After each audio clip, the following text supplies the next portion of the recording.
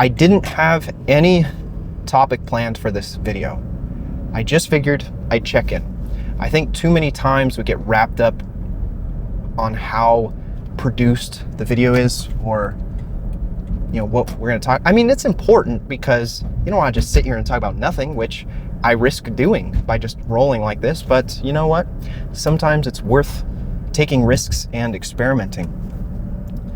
I'm just leaving the park right now. I got a pretty decent workout in. I initially started just serving the ball over the net by myself, volleyball. And I was super fortunate. I was not expecting this at all, but another group of people came and started practicing. And initially, I wasn't playing. I'll be honest, I was kind of shy about approaching them. They looked like they were training, and here I am, this old geezer who hasn't played since high school, just trying to get the ball over the net. But one of them was nice enough to approach me and asked if I wanted to just like pepper back and forth and practice serving the ball over the net. So that was super cool. And I got to see, it's always interesting when people ask you about you, because normally I'm the one on the asking end. And I think this is just something that my mom and I share, like attributes that we share. She's very good at listening, and I'm pretty good at listening. I mean, there are things that I like to talk about in regards to myself because, I mean, someone who decided to get into acting and theater, like, got a little bit of an ego going on there. So maybe I don't share that quality with my mom necessarily, or she doesn't share that with me. But we're both pretty decent listeners, and having someone approach you and seemingly be interested in your story is kind of out of the ordinary for me. So she's asking a bunch of questions about what I did for work, and I told her that I streamed on Twitch, and she was going to check out my stream, which, I mean, that's a first. It's really nice when someone asks you about your stream.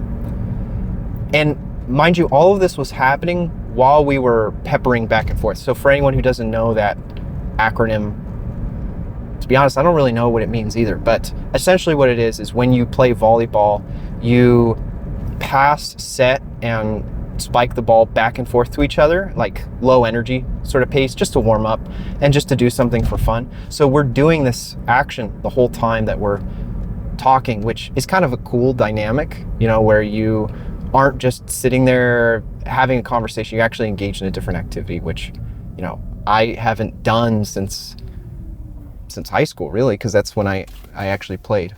So that was pretty cool. And it just goes to show that, if you show up, if you put yourself in situations where you might run into other people, then you never know who you'll meet.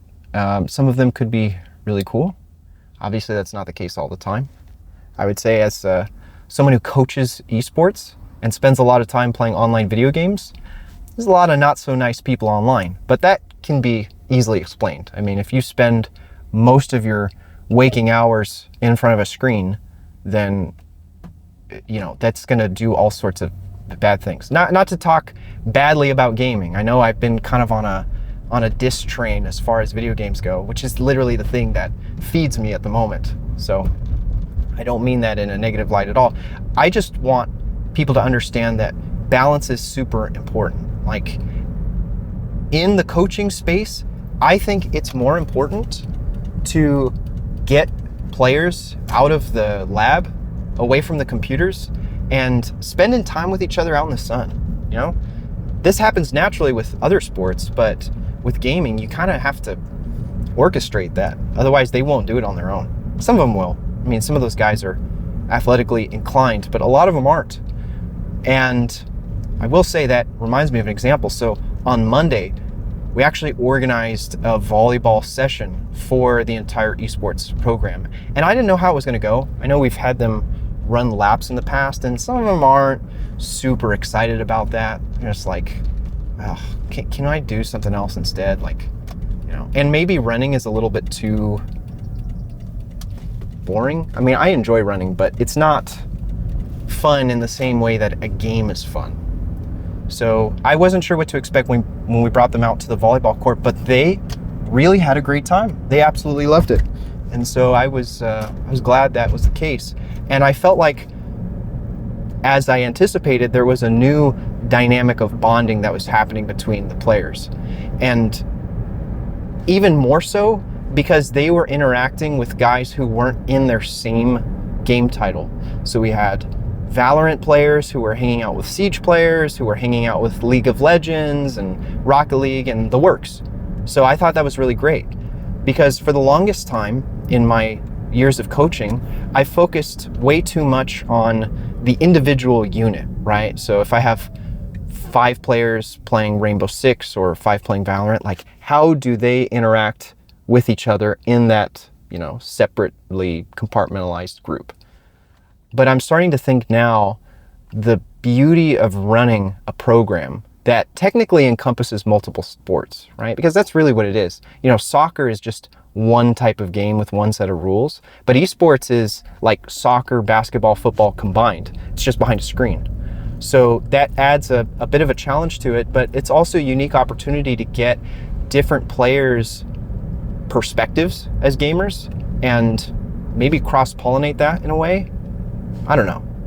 I mean, I don't think they're really talking about game strategy when they're hanging out and playing volleyball, but you never know how that stuff sort of gets absorbed through osmosis. I don't think that term is applicable at all, but it sounded fancy.